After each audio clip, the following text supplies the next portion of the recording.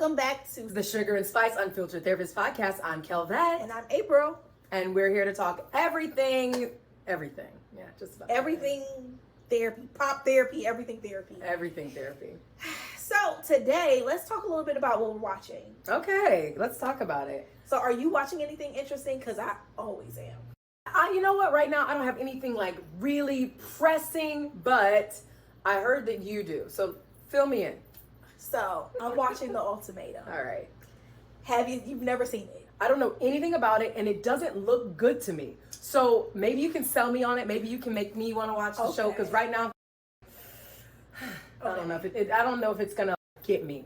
So ultimately, the premise of the show is that there are couples. One person is ready for marriage, and the other person is on the fence and they're unsure. Mm-hmm. So they're issuing this ultimatum, basically, and get engaged or I'm walking. And the way they decide this is by coming together with this group of about 4 or 5 other couples where there's a situation like this, and they all kind of start to break up, start dating one another, and figure out, is it that I just wasn't ready with you? Am I just not ready? Do I not want those things? And some of the people who really were ready, am I going to connect with somebody else who is really ready? Am I going to go back to my old partner, or am I going to ride off into the sunset and get married now with this new person? Supervised cheating. Yeah. Oh, consensual. Supervised consensual cheating. It's funny that you say that, because some of them go into this, we're not going to do anything. And it's just, fuck you mean you're not going to do it? We're going to be here. We're going to date for a week. We're going to then move in with somebody new for 3 weeks and not see my significant other for 3 weeks. Living in an apartment in the same bed with this new person, connecting with them. Then we going to break up, and then I get to get back with you for 3 more weeks. I hate everything about this. I will say, season 1 was a bit of a shit show. And it just, after I watched season 1, I was I don't know if I'd do it. Season 2, first of all, they switched the host. Good call, Netflix. We was all tired of Nick Lachey's dry ass. So, who they switch it to? Girl, I don't even know her name, but she was Cheyenne on Reba. Okay. You know who I'm talking about? No. You ain't ever watched Reba? I didn't watch Reba. Girl, get on Hulu, you missed out. Okay, that's not a miss out. That means that if it's that good, I have a treat coming. You do. Reba was amazing, but it's, oh gosh, I don't recall her first name. I'm so sorry if you ever happen to watch our podcast. You were amazing on Reba, and you are doing a damn thing on Ultimatum Part 2, and I watched Sweet Magnolias on Netflix too. Oh, she's on Sweet Magnolias? She is. Sweet Magnolias. She is. But they switched up our host, and this season is queer love. It's all lesbians. Okay. Now, you know lesbians are rumored to fall fast. Okay. That's the rumor, that lesbians will move in with somebody real fast, and their whole life will change and they be in love. They call it U-hauling. That's literally what's happening. It's cute. It is. So they have 5 couples.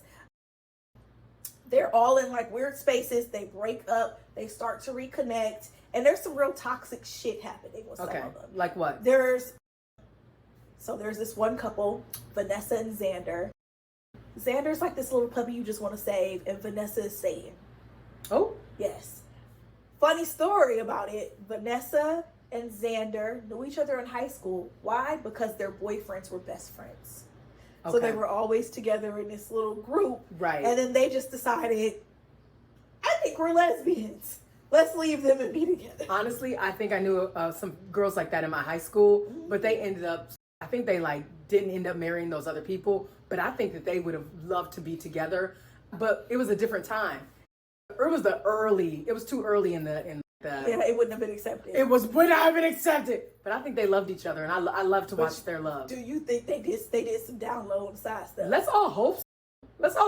You're like, I hope y'all didn't let that moment pass. I hope you took advantage, because that was your person. That was your person, girl. And if you're watching, give that girl a call. Give her a call. They all still know each other. That town was small. Honey. Don't let love pass you by. If that's your person, fuck everybody up. Go get you some. Or just have a hot girl summer and just have a hot girl summer. We're moving to the ultimatum house is what it sounds like. Yes. And so the things that have been funny about this, we have that couple where Vanessa is just so full of herself and selfish. I'm really wondering, why are you here? You don't want to get married. Mm-hmm. You're telling other people that Xander would be asexual if they weren't with me. They would never be with someone. Mm-hmm. And Xander has linked up and fallen in love. So in your fucking face, Vanessa. Okay? And everybody else see right through you, bitch. Everybody has. You don't like Vanessa at all? No. She gives me cringe. I don't like her. Did Vanessa find love? No. How far are you into the season? I'm all the way up until the point where they're getting ready to make decisions. That is going to drop this upcoming week. Okay, so we should have led with this. Spoiler alert, but that's what's going on right now. I don't think I spoiled anything. You didn't spoil anything by telling me that I'm going to hate Vanessa? You might love Vanessa, and if you do, that says something about you. But Vanessa is Satan. And then I think some of the dynamics are just crazy. Like, we have 24-year-olds issuing ultimatums who are ready to get married. Where the fuck were you at 24? Because at 24, I was not ready to get married. My parents got married at 23 and 25. Mm-hmm. Yeah. So some people are ready. But once again, different time, different day and age. So, like, where was I at 24? You at 24. At 24, I was coaching high school track. I was working at an agency. I was working in a school. But were you ready to get married? Probably. And I'm not even kidding about it. Like, I could have got married at 24. But remember what I said last week? I think I would make a great roommate or partner for anybody. I'm adaptable. I would have been ready. Okay. I would have been ready. I was not ready at 24. What made you not ready? Because I just felt like, for me, number one, I don't know that I've ever really been somebody that would have been ready to be with a man that was significantly older than me.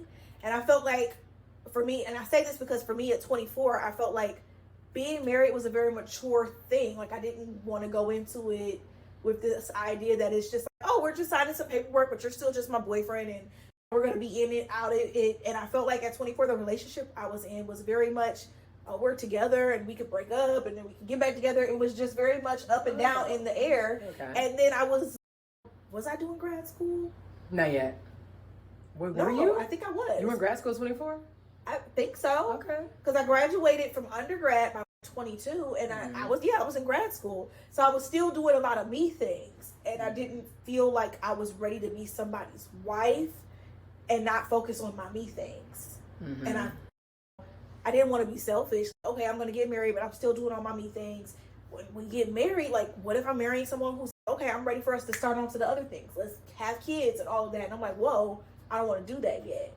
I just wasn't ready.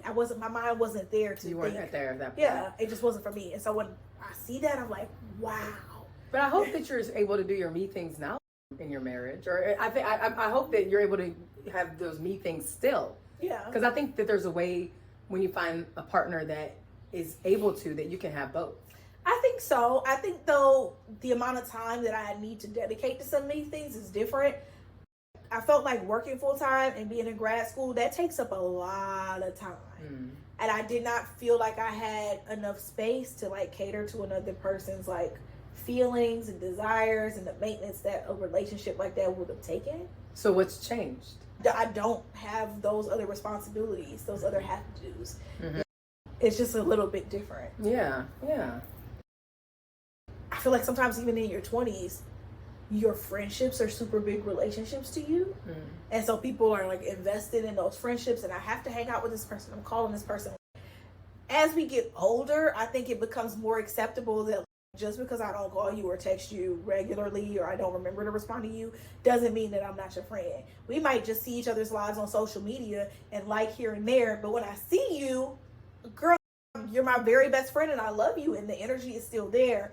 In our 20s, that's harder to accept for some people. Some people get real personally offended that you don't ever call me or we don't ever hang out or you haven't come to visit me or you never text me back. Some people can get really personally offended, and I feel like the older we get, we just accept that people have these other parallel lives that they're having to invest in very regularly, and that friendships are not the center of that in the same way it is when we're in our 20s, where, like, when we're in college, like, you live with your friends, it's a big party the whole time. Yeah, it is. I do think it's important that people are able to express those needs, though, and let your friends know, I do want more time with you. I do want. So I think that there's a thin line between complaining and being overbearing in your friendship relationships and asking to get your needs met, because maybe for you that is important. But I think you gotta respect where your friend is too. But I think you have to respect what their outcome is or what they say, because they could say, "Oh my gosh, I had no idea that I wasn't giving you enough attention in our friendship," or they could be like, "Girl, you too needy. I don't really want to mess with you no more." But it depends upon where your friend is in their life. Because if your friend are working, if your friend is like married, because again, it's like they have to prioritize that relationship. If your friend is a parent, I'm prioritizing my marriage and my kids. There can be very little time for another person. So I use that example. My best friend is married and she has 2 kids, right? Our time is literally, and we live 10 minutes apart. Our time is just on the phone in the morning, right? That's it. I saw my best friend yesterday, but beyond that, I could not tell you the last time we saw each other face to face. And we live 10 minutes apart. If that, we could go months without laying eyes on each other in person. Just because during the week, people are working, she's momming, she's cooking, I have my relationship. And then on the weekends, family time for her, or having to invest in time for just her significant other, cooking, cleaning, grocery shopping, going to get your hair done. Because again, my maintenance is very important to me. Very important to me. And I'm not going to lie, I will not show up or cancel on somebody else because I'm prioritizing my self-care need. That I have to get my hair done. I have to go get waxed. That is something that makes me feel good and able to function and cope with daily life if I do that once a month, like day. Maintenance. Yes, and I'm not going to give that up or underbook it for anybody. I don't. I think that's really important. But I also think that if your friends or family or people are asking you for more time, I think that's something that you can be introspective about, or somebody, not you, but like people can be introspective about it and say, do I have more time? Do I have more bandwidth? And if not, maybe some of those relationships you're not prioritizing them in a way where those people are going to stay in your life. I wish that we could all have those conversations and the other person can be understanding, because you certainly can voice that you need more time, but can you be okay if someone says, I don't have much more to give than what I have? Does that mean that we can't be friends anymore? Does that mean you need to have a hissy fit? Like, nobody said a hissy fit, but it might be something that needs to be discussed. Yeah, it just, different strokes for different folks, and different relationships just work in a different way. So as far as how this kind of connects to the ultimatum, you're seeing so many different relationships, right? And I find it so ironic that in some of the situations, somebody is issuing an ultimatum because they're thinking their relationship, that person's the problem. And then they get into another relationship and, well, you have been the toxic one. You were toxic in this new relationship and you were toxic in your old situation. Okay. And I know you might be ready for marriage, but you have not done any of the self-work to... And what do you think marriage is? Just us being together? If we are toxic together, why do we need to get married? So now that we're tied to each other and toxic.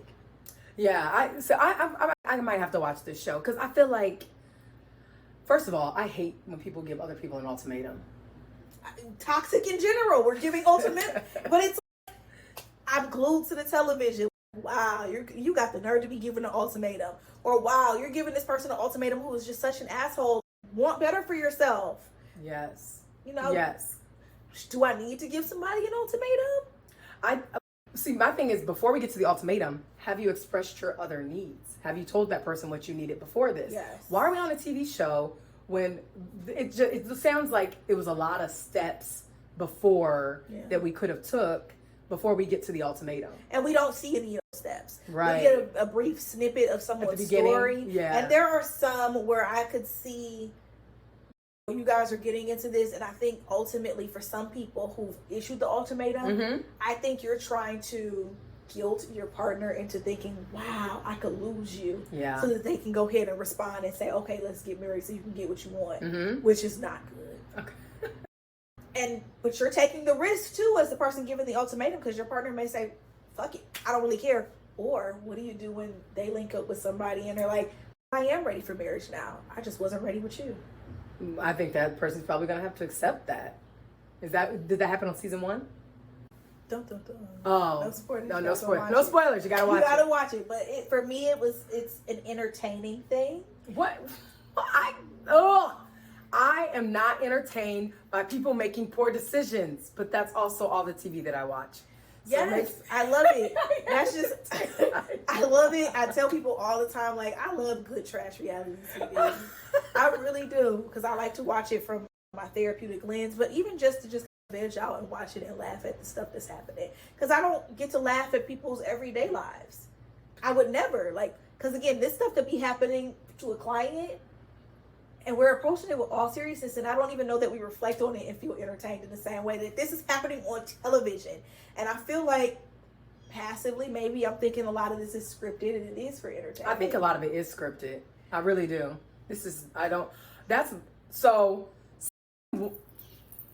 Season 1 of Love is Blind, I am almost convinced that her and Cam knew each other before. That Lauren, really? I'm almost convinced that's not real. I am, because if that was real, I got to watch somebody fall in love in front of me, and it was so genuine and so beautiful. That's the concept. But there's almost no way that was real. They can be. If you want to be a guest on this show, you can, because I don't buy it. Prove it. Because I felt like it was just too good. It was just too good. It was just too genuine. It was too pure. It was too honest. Cam is like giving robot boyfriend realness. I don't know. Cam is giving, babe, you forgot your bonnet. Like, you're like, oh God, you understood it. You brought it to me. Thank you. Yes. I need that bonnet giver kind of love. That's what I'm looking for. I mean, I feel like we get a snapshot, and to be honest, I'm thinking part of it is the editing too. Because I think maybe they did have some hiccups or some roadblocks, but because the rest of the season was a shit show, we need to snapshot something that's going to look like this can work so that we can have season 2, season 3. Season 2 was so bad that I almost stopped watching. Season 3 kind of saved the show. Ooh. I felt Wait, that season. Wait. What? I didn't even finish watching season 3. I ain't even gonna hold you. I didn't even finish watching season 3. See? And that's the thing. I trucked through it just because there's very few shows that my husband and I will watch together. Yeah. And we'd be on the edge of our seat just watching it. But even with season 3, I think as we were watching it, there was times where we would have to, we would be doing something and he would go, come on, let's just sit and watch this. I'm like, do we have to? We started it, come on. And we were making ourselves watch season 3. And I just hated it because, again, some people were just too toxic to be there. And it was just oh my gosh. So I think I know what I like.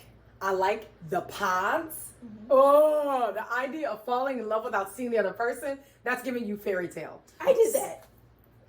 How? Oh, with my husband. You fell in love with, you had never seen him before you met him.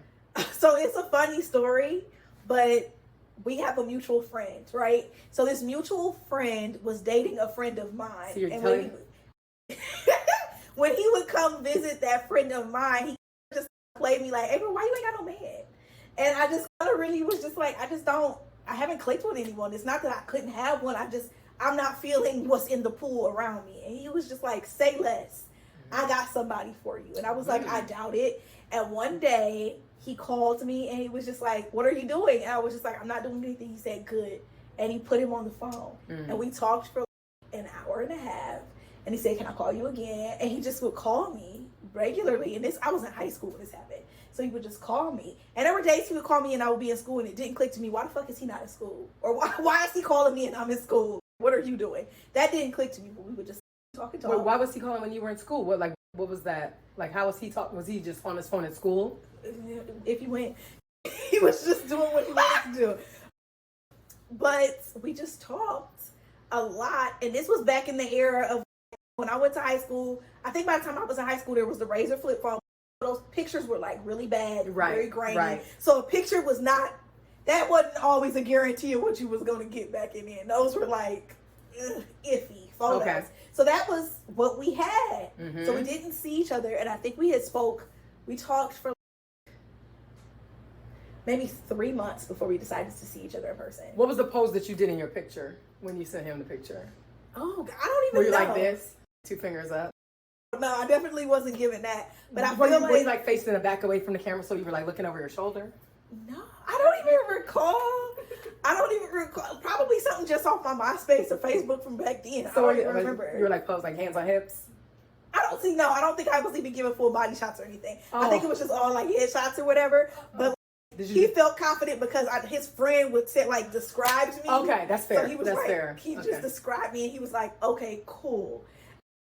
But his friend never described it to me. So I didn't really know. And like from the pictures were accurate, but they were like, we know, bad pictures. They're bad. Pixelated bad pictures. They were just not good back at that point in time. We were talking for maybe like 2 months and he asked me to be his girlfriend. And I was just like, no.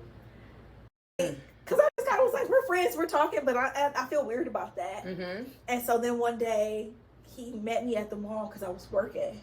Okay. Yes. Where'd you work in the mall? Randall? I was at Richmond Mall. You worked at Richmond Mall. Okay. You worked at Auntie Annie's. No. You work at Claire's. No. Where'd you work at? I didn't work for the mall. I worked for like this advertising like company that hired people to pop up and do things. So I was working like they're advertising something for a bank or whatever. So I was wearing like a t-shirt and some khakis or whatever. And so I recall Bath and Body Works. So I recall that I was standing there and I got a call and like he was like far away and like secretly now he says I called from far away so that I could see who picked up the phone and make sure it was really cool because if he wasn't what I was expecting, I was gonna walk out and leave. Okay. He was gonna ghost me and leave me at the mall. And so he saw me there. Yes. At the mall. We hung out. We had lunch. He was still just as sweet. We had our first kiss there. I kissed him. He didn't kiss me. At the mall? Yeah. What y'all have to eat? Subway. Okay, that's next to the Sbarro. Okay. And he met my mom and my sister the same day because we hung out. But as we were leaving, like my mother was picking me up, so this is who this is or whatever. And then that just sparked things from there. And then we broke up. I want to say like maybe 2 months later because he told me that he loved me, and I was just like, you're doing too much. What do you mean you love me? We're teenagers. Do not say that to me. And he said that he loved me, and I broke up with him. Okay. What is that? What was going on? What kind of feelings? You know what? This isn't therapy. I mean, it was just a lot. It was just a lot for me. But the point is, we got back together, we're married and everything. But that's how with my husband, we were able to make that connection. We spoke for like months just about everything before we saw each other, before there was like anything physical in it. Because again, you're like, and I think that was probably what I was not drawn to in high school. Was what? All the physical pressures. Like everyone's boyfriends and girlfriends, everyone's like, you're kissing and touching all over each other all of the time. We're having premature sex that's not even gratifying at this particular age. And then people are getting broke up with because these boys have these teenage hormones and they're cheating on you and they're having sex with other people and you're so hurt and blah, blah, blah. It wasn't for me.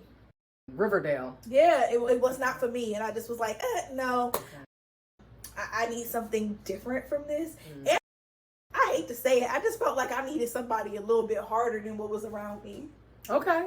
Yeah, because you lived in... I was in Streetsboro. The deep burbs. Yeah, the deep burbs, and I felt like y'all soft.